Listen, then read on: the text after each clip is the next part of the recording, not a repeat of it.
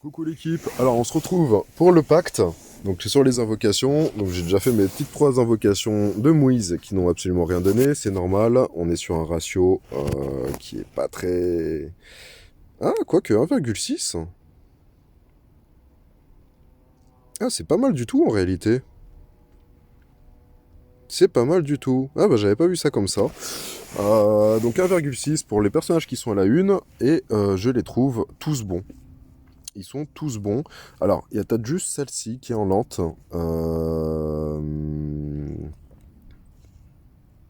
Qui est peut-être un peu moins intéressant. Parce qu'elle va surtout s'utiliser sur de la ruée. Après, c'est un moine avec 4%. Donc, potentiellement, on peut la déclencher un peu plus rapidement. Surtout que maintenant, il y a certaines techniques qui permettent de déclencher l'élan en 9 tuiles.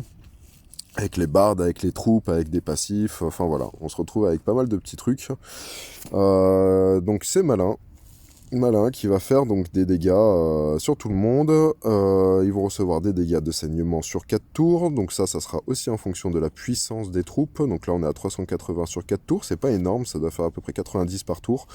Mais avec une troupe, ça peut monter à 100, 110, 120 par tour. Et en cumul avec d'autres personnages, ça peut être très intéressant. Le problème, ça reste la vitesse. C'est très difficile d'aller coupler des dots sur des lents.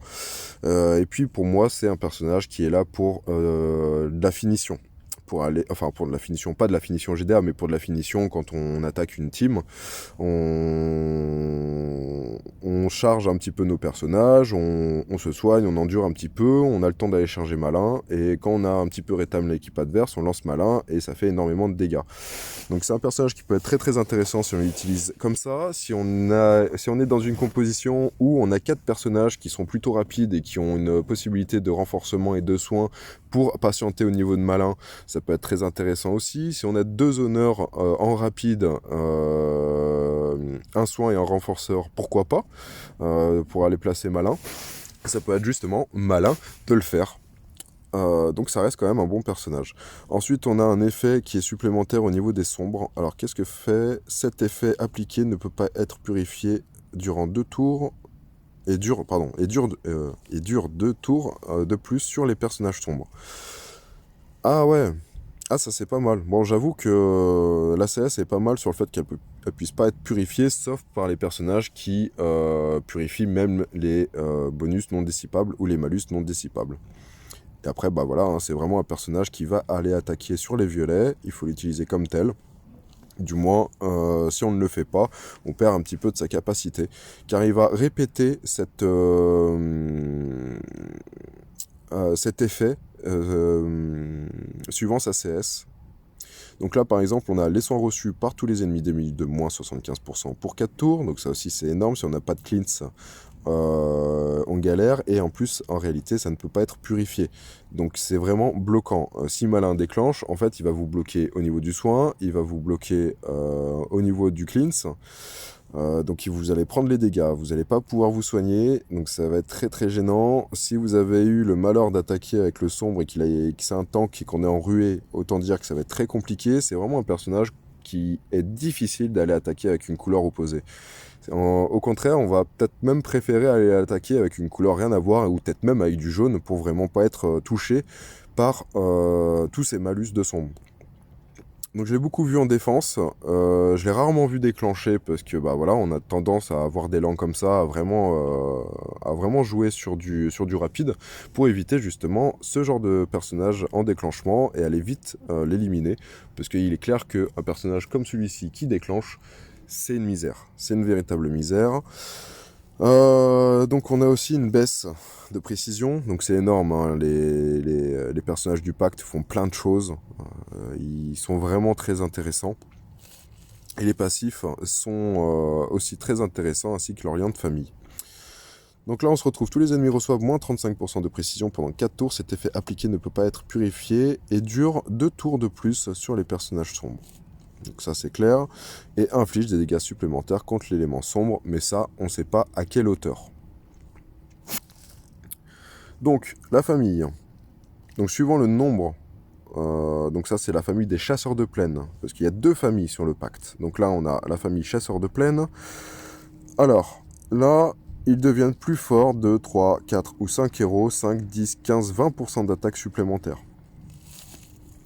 Alors, et en plus, on n'est pas forcé d'avoir des personnages différents pour pouvoir déclencher ce bonus de lien familial. Donc ça aussi, c'est très intéressant, hein, pour les gros joueurs qui peuvent potentiellement avoir 2 malins. Ça peut faire très très mal, cette augmentation d'attaque. Plus derrière, on peut avoir des Adalida, on peut avoir des Antorn, et ainsi de suite. Donc on peut vraiment composer des très belles équipes avec le pacte. Alors, pendant le bonus de l'île aux monstres, pardon, vous avez des bonus. Donc ça, par contre, je vous laisserai le lire, hein, parce que c'est tellement rare finalement cet event que, bon, bah, les bonus, hein, on y fait attention, surtout quand on a les personnages et quand on a l'événement.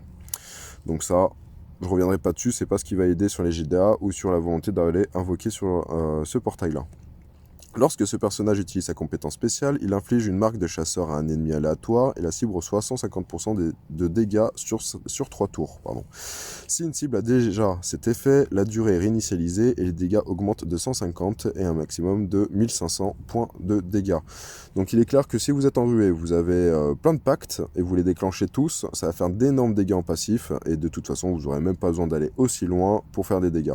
Là où c'est intéressant, ce genre de compétences, c'est surtout sur les events, où petit à petit on va aller grignoter à force de déclenchement l'adversaire et augmenter cette capacité de grignotage ou la maintenir suivant la fréquence de déclenchement de nos personnages.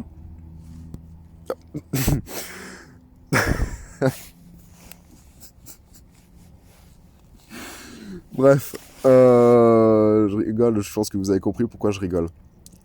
Et donc, ça peut être très intéressant sur les events, justement, pour, on va dire, fatiguer l'adversaire quand on se retrouve avec des grosses défenses, des gros points de vie, pour s'en défaire. Il a un deuxième passif, ce personnage a 10% de chance de réduire les dégâts directs infligés par la compétence spéciale à 1. Alors ça, c'est vraiment énorme. Plusieurs fois en GDA, ça m'a vraiment permis d'avoir de l'endurance, de pouvoir justement relancer correctement ma team, parce que mon personnage central du pacte, qui est Adalida, n'a pas pris de dégâts, et donc a pu lancer son attaque, son casse-défense, et faire énormément de dégâts, car sa CS fait beaucoup de dégâts. 395% je crois, sur 3, un truc comme ça. Donc ça, ce passif est vraiment très important. Il faut pas le négliger, on a quand même une chance sur 10 de potentiellement annuler les dégâts. Donc ça, c'est top. LB emblémé, évidemment, les conseils sont et tout de suite à prendre. Et ensuite, on a ce personnage-là qui est tout nouveau, Stentong, qui lui, je crois, est pas de la même famille, hein. Oui, c'est ça. Donc là, ça va être les monstres de la plaine. Oui, famille chasseur des abysses. Voilà. Donc là, on se retrouve cette fois-ci, donc c'est le 3e portail du pacte, on se retrouve avec les 2 familles en invocation, et je sais pas par contre si en invocation classique, on se retrouve... Si, voilà, c'est bien ça, on a... Alors attendez, je vérifie quand même qu'on ait bien les 2 familles. Oui, c'est ça.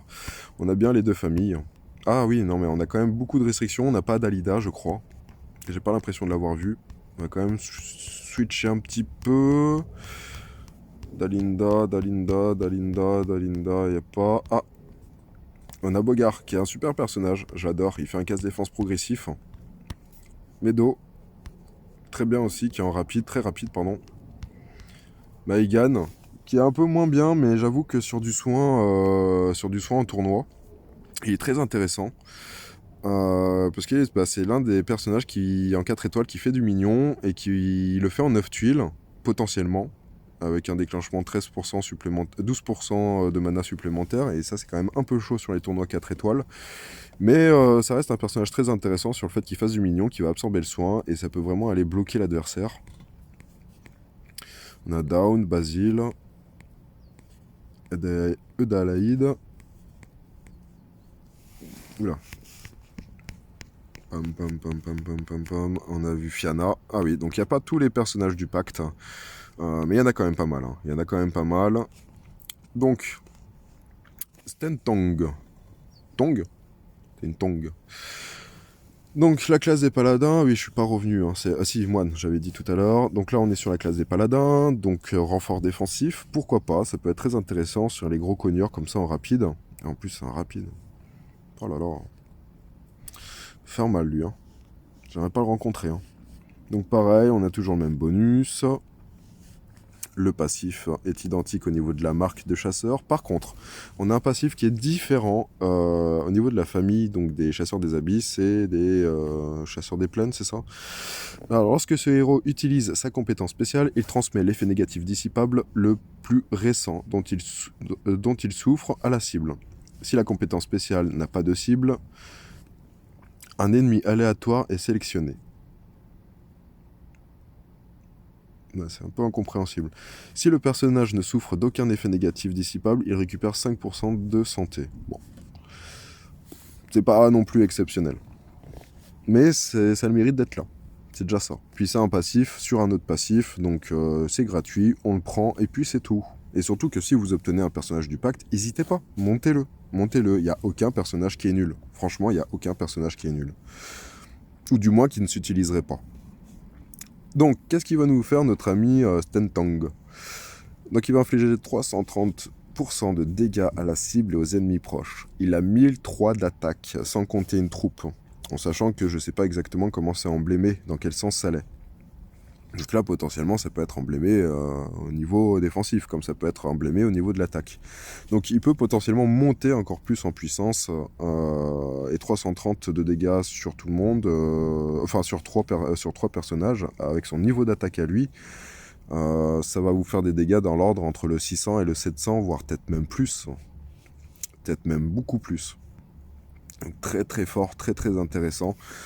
Justement, on parlait de Vicellus, beaucoup de gens ont des doutes sur lui, c'est pas Balbar, hein, Vicellus, hein, je vous le dis tout de suite, hein. C'est un très bon personnage, encore plus pour les pay to win, parce que du coup ils vont avoir la capacité de pouvoir annuler des sbires, chose que, pour les free to play, chose que pour les free to play est compliqué d'obtenir. Avoir un bon personnage qui élimine les sbires, en free to play c'est très très dur. C'est pas évident et il faut pas croire que un personnage comme Vicellus pour un pay to win ça peut être aussi avantageux d'aller le monter, mais pour un free to play c'est même essentiel de pouvoir le monter parce que bah voilà, ça reste un personnage anti-sbire qui va faire du poison, qui va faire des petits passifs assez intéressants si on arrive à le coupler avec d'autres personnages, par exemple un chat de Cheshire qui est assez facilement trouvable, un Proté qui est assez facile aussi à trouver. Donc c'est pas les personnages les plus résistants, certes, c'est pas les personnages les plus intéressants, mais ça peut être couplé, voilà, avec des Vicellus. Et on peut avoir aussi ce personnage-là, si vous avez potentiellement de la chance et que vous avez le Hotmail et puis le Hotm, pardon, et que vous avez le Stentang, et vous allez pouvoir faire un super duo, car Vicellus va éliminer les sbires plus faire des dégâts, et lui derrière il va mettre une sacrée frappe à l'ennemi. Donc ça peut être un très beau combo. Vous pouvez le faire aussi avec Elnada, vous pouvez le faire avec Elkanen aussi en normal. Enfin voilà, hein, tout ce qui tape sur 3, même en dégâts mineurs, c'est à prendre, c'est à coupler, c'est à faire des combos, à trouver la vitesse d'action. En plus c'est un rapide, donc que ce soit des Elnada, des Elkanen, des... Qu'est-ce qu'on a d'autre qui tape sur 3? Vicellus, lui c'est un moyen, par contre je crois, si je me trompe pas, donc c'est un peu plus désynchrone. Ah,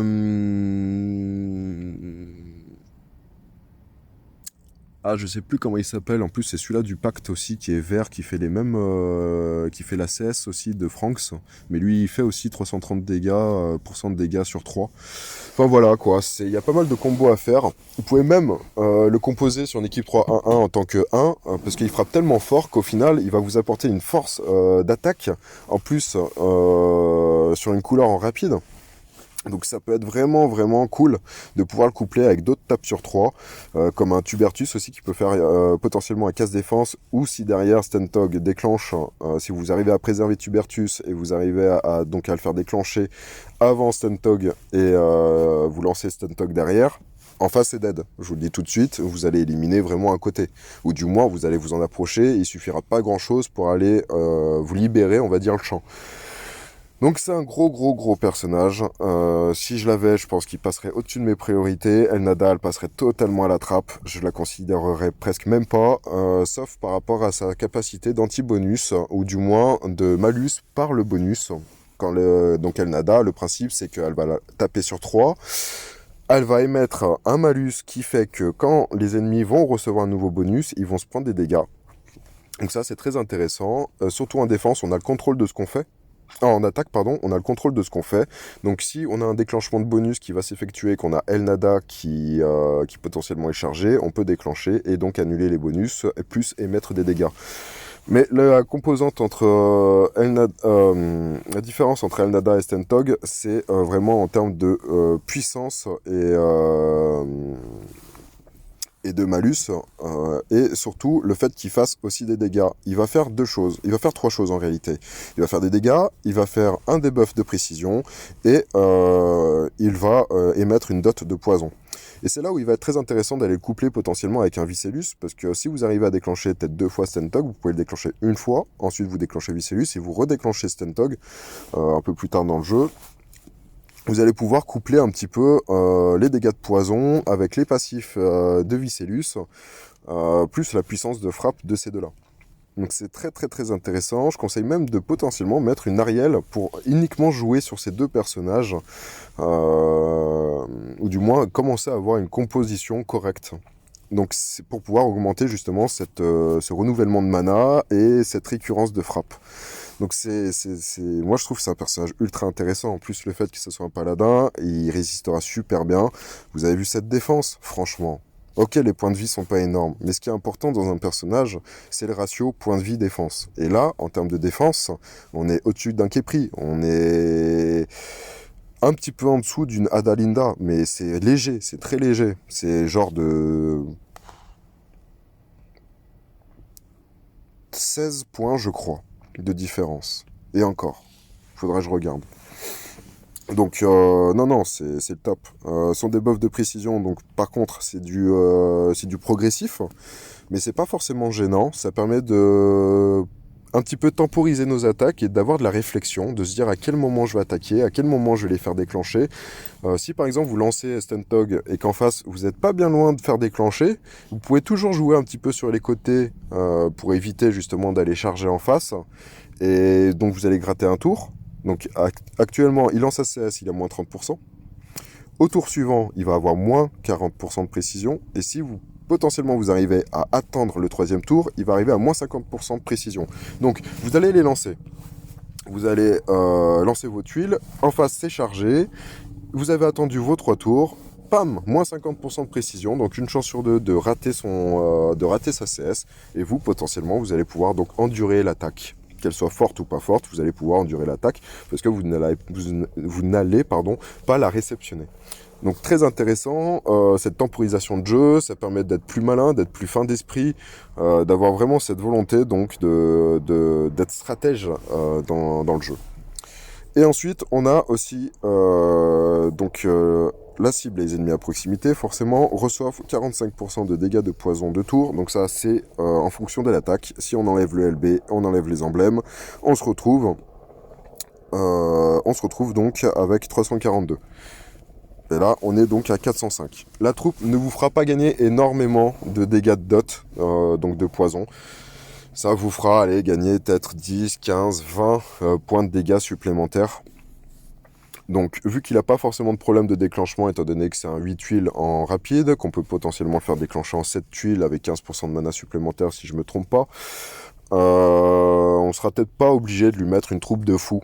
On peut très bien le seconder, vu son niveau défensif, une troupe un petit peu secondaire en mana ou en Styx, ou suivant l'adversaire qu'on est en face, une Styx peut être très intéressant. Si vous attaquez sans soin, dans ce cas-là, que vous avez une Styx de montée, vous mettez une Styx. Parce que du coup, vous gagnez de la percée, vous n'avez pas de soins, mais c'est pas grave parce que vous n'avez pas de soigneur, donc vous n'avez pas la nécessité d'avoir un bonus de soins. Donc les Styx peut être vraiment cool dans ce genre de jeu. Donc voilà, après je n'irai pas plus loin, c'est de la dot, de toute façon, c'est du poison, ça peut être aussi cleanse, puisque là on n'a pas de blocage au niveau du dissipable, donc on peut très bien y dispel. Du moins il cleanse plutôt, il cleanse. Donc il est enlevé, en gros. Qu'est-ce qu'on a d'autre? On a Ariel Costume, qui est pas bien dans son costume, mais qui est très bien dans sa version normale, donc si vous avez Ariel, Vous montez potentiellement le normal en défense vie, et le costume qui viendra renforcer le tout, et de toute façon le costume actuellement n'est pas non plus au top, il y aura des costumes 2 c'est sûr dans tous les cas, parce que vu les stats qu'ils ont actuellement, ils sont carrément en dessous des S1, ils sont en dessous de tous les nouveaux personnages, donc je pense que ce sont des personnages qui vont réceptionner un costume 2 dans pas longtemps, où ils vont avoir voilà, leur augmentation, alors peut-être pas de 10%, 5-10%, mais qui auront peut-être 7% pour l'attaque et la défense. En point de vie, peut-être 15, et puis en bonus mana, peut-être qu'on pourra monter à 3 ou potentiellement à 5. Ça serait intéressant aussi d'avoir un bonus mana qui monte à 5 sur les S2, surtout que ce sont des bons personnages. Après, j'avoue qu'une Ariel qui déclenche encore plus vite, étant donné qu'elle fait un boost de mana. Alors, sa version costume, elle est nulle. Il faut vraiment aller chercher la version normale, qui elle va donner donc 24% de génération supplémentaire, et avec les troupes, avec les bonus, les passifs, on peut se retrouver voilà avec une grosse dose de mana supplémentaire qui peut augmenter voilà, pratiquement à 40% avec tous les bricolages mana qu'on peut faire avec les bardes, avec les troupes, avec les passifs. Donc voilà, ça peut être très très intéressant d'obtenir ce personnage là et de monter la version normale et de renforcer avec le costume. Alors, et je prendrai ce personnage un petit peu après parce que je le trouve bizarre. Thorn. Alors c'est un personnage que je connais peu. On reviendra pas forcément sur la classe et sur le bonus de famille. Ça, vous avez déjà eu un point dessus. Donc gros point de vie. Gros point de vie. Belle défense aussi. Ça reste très correct. C'est au-dessus d'un Kepri, hein, par exemple. Mais c'est quand même en dessous d'une Andalinda, je crois, si je me trompe pas. Donc là, on se retrouve avec la santé de tous les alliés boostés de 672 points sur 4 tours. Le maximum de PV peut être dépassé. Donc ça, c'est vraiment un personnage... on va dire... Moi, je le vois mal en tank. Parce qu'il fait du bonus. Et en faisant du bonus, forcément, ça peut être dissipable. Il n'y a rien qui fait qu'on ne peut pas dissiper les bonus. Donc qu'est-ce qu'il va faire d'autre? Tous les alliés reçoivent une quantité modérée de mana sur 4 tours. Tous les alliés reçoivent les nouveaux effets de cumul négatifs pendant 4 tours. Alors oui, c'est un peu comme Ferdinand, donc si par exemple vous déclenchez un casse-défense sur Hawthorne ou sur Ferdinand ou sur Max aussi, je crois qu'il le fait, eux, ils ont un bonus qui fait qu'ils renvoient les effets négatifs. Ça fait que tous les casse-défense, toutes les dots, tous les blocages CS, et ben en fait ça va vous être renvoyé. Donc vous n'allez jamais pouvoir en fait mettre du malus. Le seul moyen de s'en défaire, c'est de dispel. Vous dispel, vous supprimez cet effet-là, et derrière, vous avez toutes les possibilités du monde. Donc c'est pour ça que c'est un personnage qui est très très très moyen sur les GDA en tant que tank. En ruée, c'est différent, parce qu'on se retrouve avec un personnage très résistant, qui va déclencher en 7 tuiles, pratiquement, avec une troupe, parce que rares sont les gens qui n'ont pas de troupes qui ont ce genre de personnage. Enfin, les joueurs en général qui invoquent sur le portail d'invoque, ils ont monté quand même des troupes correctes parce que voilà, ils veulent absolument ce personnage-là enfin voilà. Après, pour moi, c'est un personnage, il faut se donner la peine d'aller le déclencher en 9 tuiles. Oui, 9 dans son classique et 6 dans les ruées. Par contre, c'est toujours pareil, ça reste du bonus, donc ça en fait pas un personnage exceptionnel, mais pendant une attaque, ça peut être un très bon personnage, parce qu'on a le contrôle, c'est toujours pareil. Les personnages qui peuvent être facilement dispel ou bloqués,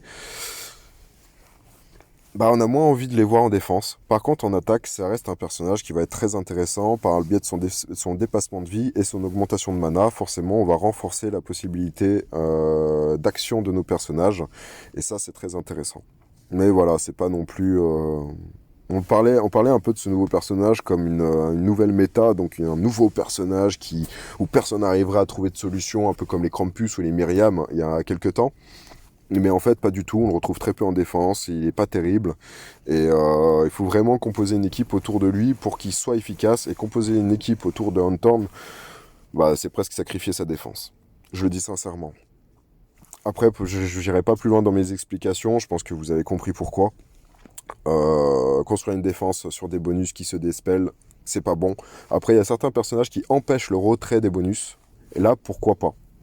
Mais il faut voir ce que font les autres, et il faut voir ce que fait le personnage qui empêche le retrait des bonus. Ensuite, on a la petite quenelle lyonnaise. Ah ouh.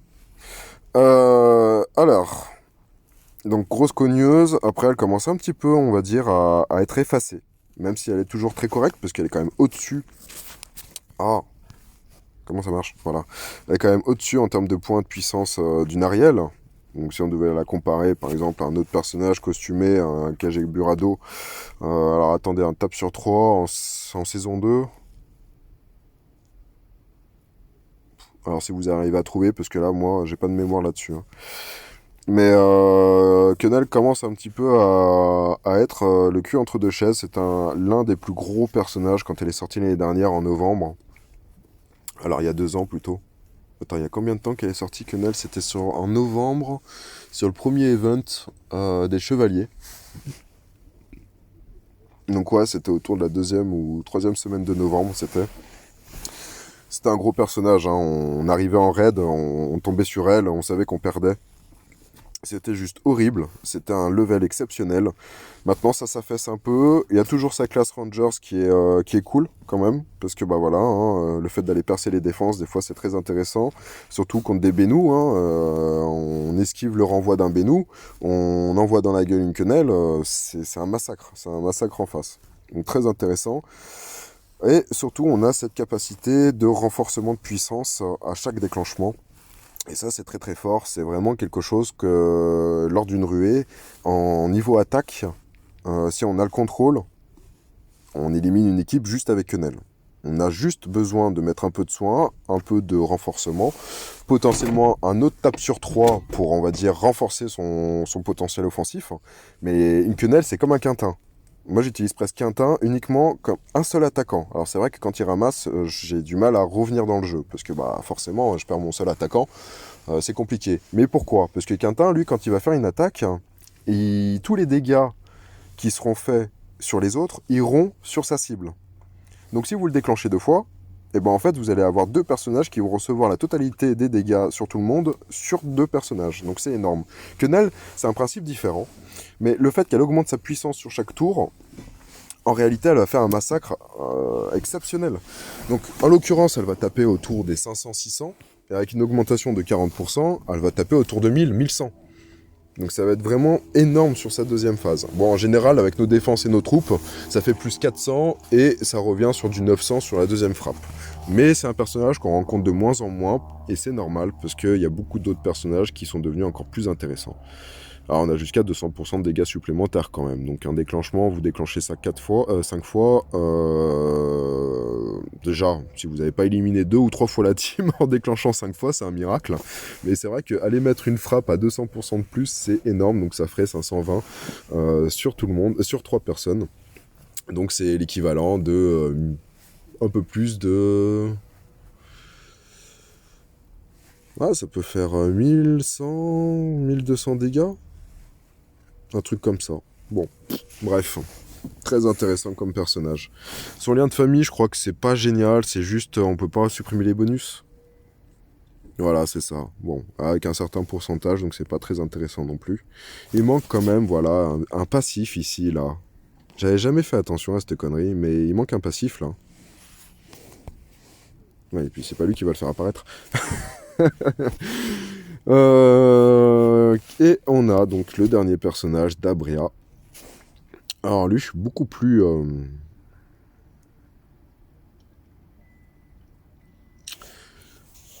J'ai du mal à réfléchir sur ce personnage. Donc on va lire ensemble, peut-être que ça viendra plus facilement. Donc c'est un moyen. C'est un moine. Donc on a une facilité d'aller le déclencher en 9 tuiles. Pardon. Hop. Donc qu'est-ce qu'elle va faire? On a chaque allié tombé au combat à 40% de chance de revenir à la vie avec 20% de PV. Ouais, sur de la ruée ça peut être pas mal. Je le vois un peu moins sur d'autres défenses. Je le vois pas défensivement, je la vois pas. Hors ruée, je la vois pas défensivement. Alors peut-être que je me trompe, mais on a quand même pas mal de blocages au niveau des résurrections. Je pense notamment au Bard, je crois, si je me trompe pas. Je regarderai avec Ojima, mais il me semble que oui. Qu'il empêche qu'il empêche la résurrection à un certain pourcentage. Et du coup, ça peut être quelque chose qui peut être vite contré parce qu'on descendrait, je crois que c'est 50%. Et du coup, on descendrait à 20% de possibilité de ramener les alliés à la vie. Et c'est ridicule, du coup, ça en devient très ridicule. Donc ça peut être du tout ou rien, hein, bien sûr, hein, ça reste un jeu avec des proportionnalités, mais ça en fait un personnage moins intéressant, et les gens ils ont bien compris qu'aller invoquer sur les Styx, sur les pactes et sur les bardes, que c'était beaucoup plus avantageux que d'aller invoquer sur des portails S1, S2, S3, S4, et même S5 pour rien. Donc on va se retrouver finalement avec pas mal de blocages au niveau de ce personnage. Et défensivement, du coup, il n'a pas du tout sa place, quoi. C'est vraiment un personnage d'attaque qui va aller avec d'autres du pacte et qui vont bah voilà, se renforcer les uns les autres et cumuler leur passif. Enfin, pas cumuler leur passif, mais potentiellement déclencher leur passif aussi en même temps, mais individuellement. Donc, qu'est-ce qu'on a d'autre? Tous les alliés récupèrent donc 894 points en 4 tours, ce qui peut être potentiellement plus en fonction du bonus de soins que vous avez sur votre troupe, bien sûr, à prendre en compte. Une troupe magie, par exemple, à fond, elle est à 22% supplémentaire de soins. Donc, on va partir sur une base de 1000, ça vous fera donc 1220 points au lieu de 1000. Donc, vous avez récupéré 220 points gratuitement. Donc ça peut être très intéressant aussi d'aller trouper avec une magie, déjà pour augmenter son mana, qui sera donc de 20%, si je ne me trompe pas, supplémentaire. On se retrouve avec le moine à 24%. Donc là déjà c'est sûr qu'on déclenche en 9 tuiles. Et potentiellement avec un bard on peut y arriver, on peut faire du 29%. Et du coup je sais pas si c'est suffisant pour déclencher en 8 tuiles. Là je regarde, mais je crois que c'est un peu plus pour déclencher en moyen en 8 tuiles. Hein. Mais on doit pas être bien loin. On doit franchement pas être bien loin. Donc ça peut être très très intéressant d'aller le coupler avec une troupe magie. Hein. Franchement, c'est même vraiment un grand conseil pour les gros joueurs. Alors, je sais qu'ils suivent pas forcément les vidéos, et puis de toute façon, vous connaissez mon point de vue là-dessus à force. Mais ça va vraiment permettre, je pense, d'augmenter sa rapidité. Mais défensivement, ça passe pas. Hein. Moi, j'y vois pas bien, parce qu'en plus de ça, c'est pas comme on va arriver sur Malin qui va empêcher le retrait des bonus ou des malus. Donc là en soi c'est un malus. Elle a fait un bonus, mais au final il est dissipable. Donc c'est un peu chaud quand même défensivement. Après quand on a la maîtrise au niveau de l'attaque, pourquoi pas. Et je trouve quand même que ça reste un peu léger, mais si on couple ce soin, donc ce soin petit à petit, qui augmente par tour, on peut potentiellement aller chercher un soigneur à sec, donc qui va soigner que d'une seule fois, et là aller le coupler avec ce personnage, et là ça va être intéressant. Là, en défense, en attaque, pardon, on va pouvoir se créer en fait une mini team de défense où on va avoir donc une loupe, donc une boucle de soins qui va faire que vous allez tout le temps endurer finalement, et avec son augmentation de défense aussi qui est quand même cool, on va pouvoir avoir une certaine résistance. Après en ruée c'est quand même différent.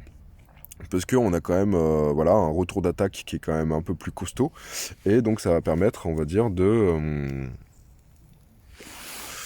d'avoir de la puissance défensive. Et finalement de vite bloquer l'adversaire. Et il suffit d'aller le coupler avec un overheal par exemple. Après c'est un jaune, donc bon, on va pas le coupler avec une Gullin Bursty ou avec un... Ah, je me rappelle plus de la jaune des 3 royaumes.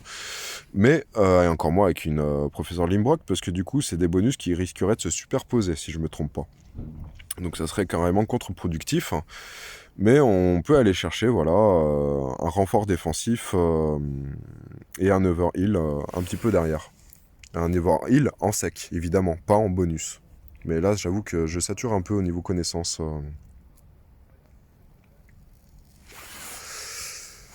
Donc voilà, j'irai pas forcément plus loin sur ce personnage-là. Si vous le chopez, il faut voir votre priorité. Si vous avez des défauts défensifs, dans vos attaques ou si vous avez des problèmes offensifs. Dans ce cas-là, il faudra voir quel sera votre meilleur jaune, parce que Dabria, c'est vraiment un renfort défensif sur de l'offense, défensif sur de l'offensif, et pas une défense classique. Par contre, dès qu'on arrive en ruée ou en tournoi ruée, c'est un personnage qui peut potentiellement être un super tank, à condition d'aller le coupler derrière avec d'autres personnages qui vont renforcer et avoir de la redondance, donc des retours sur les uns les autres pour finalement éclater ou endurer n'importe quelle attaque. Et j'ai un exemple que je pourrais poster un moment, mais j'étais un peu horrible dans mes propos parce que j'avais un peu les boules. Mais j'ai tenu 10 minutes, donc la totalité d'une frappe, contre une défense qui a fait que se soigner et qui a fait que de l'overheal. Et j'ai strictement rien pu faire. C'était pratiquement imprenable lors de la ruée. Donc, et on était un peu sur cette même composante de bonus. Donc ça peut être très intéressant défensivement d'aller le coupler avec certains personnages en ruée qui vont finalement vous bloquer et eux ils vont continuer de progresser en vie. Donc voilà.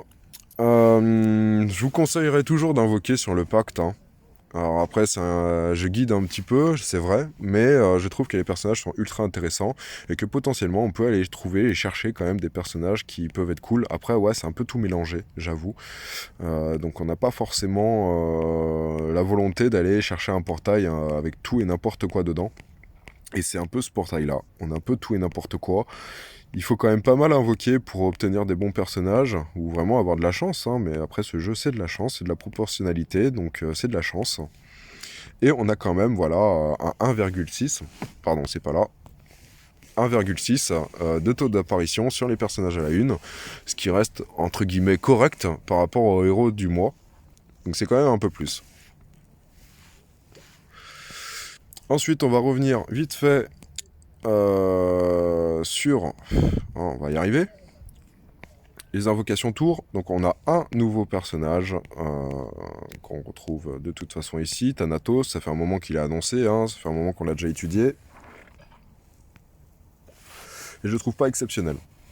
Donc on restaure 20%, alors c'est bien parce qu'en 6 tuiles, ça nous fait quand même un soin de 20%. Il me semble que Asmia a un soin à 20% aussi avec son renvoi. Donc voilà, si vous voulez un point comparatif, c'est ce que ça va vous donner. Tous les alliés reçoivent plus 24% de génération de mana. Alors ça c'est cool par contre. Parce qu'en 6 tuiles, après je les connais pas trop, mais je crois qu'il y a un schmilblick au niveau du mana. Mais on va parler comme si on n'avait pas de troupe mana. En 6 tuiles, faire une restauration de 20% de santé plus du mana, et c'est presque une Milena. Milena, elle va faire du cleanse au lieu de faire de l'augmentation de mana, même si potentiellement elle peut augmenter le mana. Ça, c'est dû à ses passifs. Et c'est pas lié à sa CS. Et donc là, on va se retrouver avec 24% de génération de mana. Par exemple, une Ariel, elle va faire aussi 24%, mais en moyen, donc en 9 tuiles et potentiellement en 8 tuiles. Et il va falloir aller les chercher. Là, on est quand même sur 2 tuiles en dessous, voire 3 tuiles en dessous. Et c'est quand même intéressant. Après, tank, pour les tournois, oui. Mais peut-être pas pour les GDR. Je le verrais, Thanatos, ça doit être un garçon. Même si c'est vachement tendancieux, les sticks. Blague à part. On peut se retrouver, à le mettre en tank. Bon, bref. En charge 2, restaure 30% de santé de tous les alliés, donc c'est un peu plus. Et il va augmenter le mana de tous les alliés de 10%. Donc je suppose que si vous avez une charge à 50%, il va potentiellement donner 5% de plus. Bon.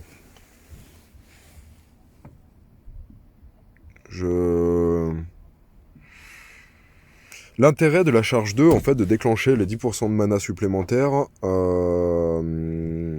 Alors par contre, j'avoue que je sais pas si c'est sur une totalité de mana ou si c'est sur une quantité existante. Donc une quantité de mana, quand je parle de quantité de mana, c'est en déclenchement. Donc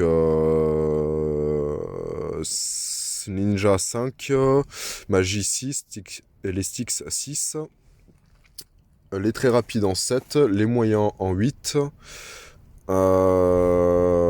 leur 9, pardon, et ainsi de suite. Enfin, je vais pas tous vous les faire, mais je sais pas si du coup c'est sur la totalité du mana ou si c'est sur le mana existant. Donc si un personnage est chargé à 50%, il récupère donc du coup 5%. 5... 10%, tac, tac. 10% de 50... non, je me trompe dans mon calcul. Bref, je suis en train de m'embrouiller parce que faut que je retourne au taf quand même. J'y réfléchirai plus tard.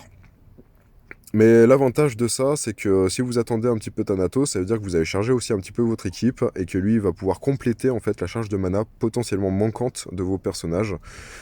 Plus le fait qu'il va restaurer, et c'est pas anodin que ces deux possibilités de CS soient sur la même charge, parce que c'est vrai qu'elles sont vachement complémentaires. Vu que vous avez attendu un petit peu avant le déclenchement, vous avez pris des dégâts, et si c'est votre seul soigneur, du coup il va pouvoir soigner un peu plus si vous avez attendu, et potentiellement aller compléter la charge de mana des copains. Et ensuite, sur la charge 3, donc on restaure beaucoup plus, 50% de la santé de tous les alliés, ça reste quand même énorme, et augmente le mana de tous les alliés de 20%, et tous les alliés reçoivent 40% de génération pour 4 tours. Waouh! Là par contre, en déclenchement charge 3, c'est énorme, ça va aller super vite, et c'est vrai que s'il décide de déclencher, derrière vous allez prendre cher, hein, parce que tous les copains derrière, ils vont déclencher, vous allez prendre une frappe assez monstrueuse. Ensuite, il y a un truc que je ne connais pas, c'est le lien de famille, et c'est ce que j'aimerais voir. Alors,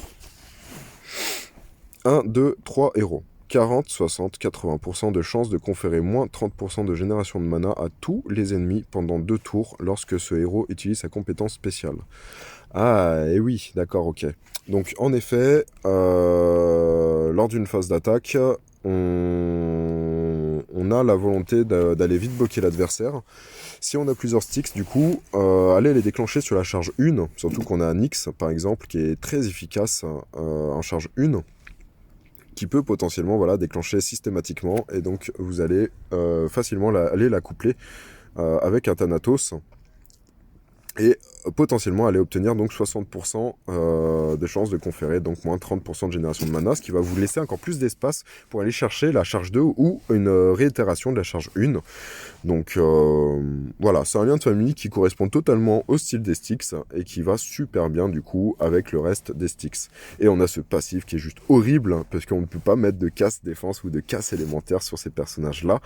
Je sais même pas si on... Alors normalement oui, parce que ce n'est pas exactement le même bonus, mais je pense que le bonus d'un Franx fonctionnerait pour aller chercher justement des dégâts supplémentaires sur Thanatos. Ou sur les Styx en général. Donc voilà, c'est des personnages très complets, c'est un druide en plus, donc potentiellement, je sais pas exactement comment fonctionne le mana chez les Styx, mais on peut peut-être réduire sur la totalité de charge. Donc ça peut être intéressant. Et j'aimerais juste revenir sur Nyx. Alors je sais pas si on a le rouge là que j'aime bien. Alors c'est Hypnos qui attaque sur tout le monde. Oui, c'est ça. Alors voilà, je suis tombé une fois sur le couple, donc Hypnos et Nyx. Ça a été très dur comme raid. Parce que les deux, ils ont déclenché, et quand ils déclenchent, ils font quand même mal. Hein. On est à 220% sur tous les ennemis, donc c'est l'équivalent des ninjas, des nouveaux ninjas, donc Améthyste, Sérendite et Kanit. Et on a Hypnos qui va faire pareil, 220 dégâts. Et encore, je crois que je suis en train de me tromper, les ninjas font 200% de dégâts, ils font pas 220, donc les sticks sont plus forts.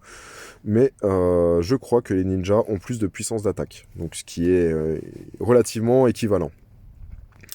Donc ça va augmenter en fonction d'eux, et les ennemis, voilà, c'est pareil, hein, ils vont recevoir des malus en fonction de la charge. Donc très intéressant.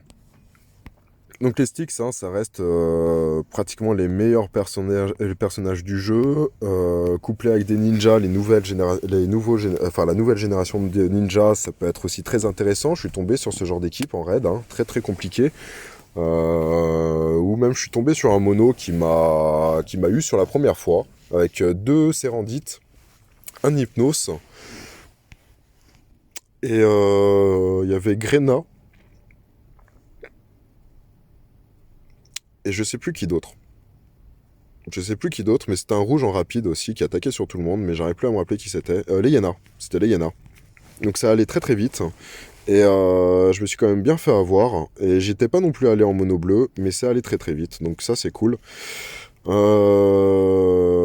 voilà, hein, si vous avez Nyx, ou Hypnos, ou les deux, bah, il faut pas hésiter, hein, vous les montez. C'est des gros personnages, ça va très très vite, ça tape très très fort, et ça peut être couplé avec d'autres personnages de ce style. Et là est l'intérêt justement d'aller coupler certains personnages ensemble quand vous voyez que vous avez à peu près la même fonctionnalité. Donc par exemple, hein, si un jour j'arrive à choper une Nyx, j'hésiterai absolument pas à la placer avec Améthyste. Parce que voilà, les CS se rapprochent énormément et en plus les deux vont faire des dégâts on va dire similaires sur tout le monde et ils vont faire des effets différents. Donc là moi je verrais très bien par exemple un déclenchement du Nyx avant qui va faire donc 220% de dégâts à tous les ennemis et derrière tous les alliés vont recevoir donc plus 30% d'attaque pendant 3 tours. Donc derrière vous avez Améthyste qui a chargé en 5 tuiles, en charge 1.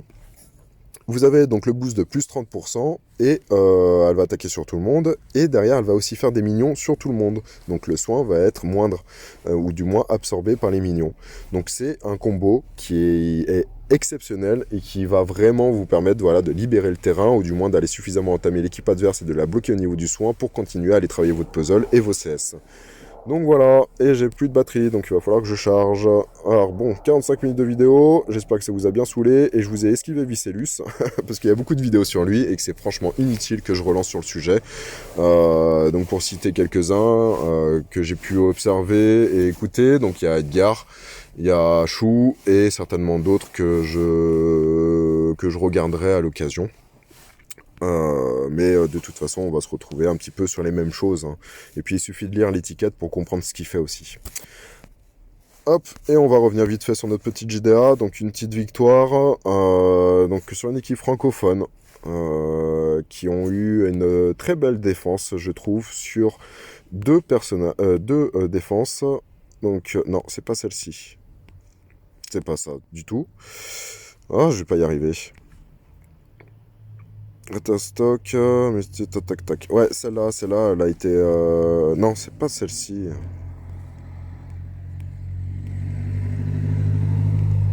Ah, Steren, hein. Steren, c'était très compliqué en GDA Sbire. On a eu donc Arco qui déclenchait assez souvent. Et du coup, il nous a fait des overheal à 1000 parce que bah voilà, il a en fonction de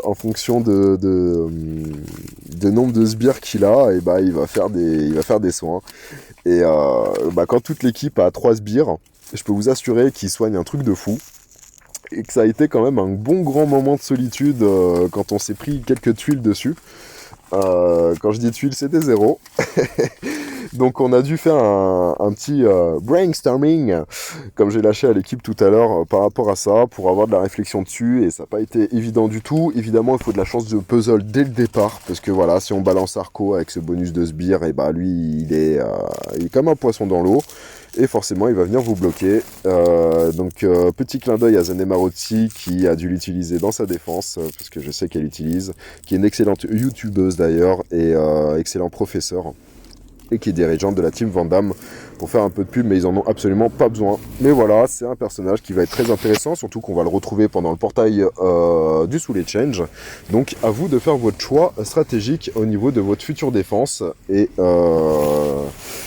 puis voilà, hein, amusez-vous surtout lors de vos GDA, car c'est le plus important. Ça sert à rien de pleurer si vous perdez, ça sert à rien de gueuler et de cracher sur les gens quand vous perdez ou quand vous gagnez, ou quand vous avez fait mieux ou moins bon que les autres. Ça reste un jeu. Et surtout que c'est un jeu collaboratif et stratégique, et qu'on est obligé donc du coup de collaborer et d'être stratégique pour pouvoir l'emporter, et surtout pour créer un état d'esprit dans une alliance. Et là je ferai une petite vidéo un peu plus tard sur le comportement en alliance, et sur ce que représente une alliance pour les joueurs, et comment représenter quelque chose pour les joueurs. Donc voilà, je vous souhaite une excellente après-midi, ou une excellente journée, ou une excellente nuit, suivant le moment où vous écoutez cette vidéo. Et surtout, n'oubliez pas, c'est un jeu, amusez-vous, respectez-vous, aimez-vous, c'est le plus important. Bisous bisous l'équipe.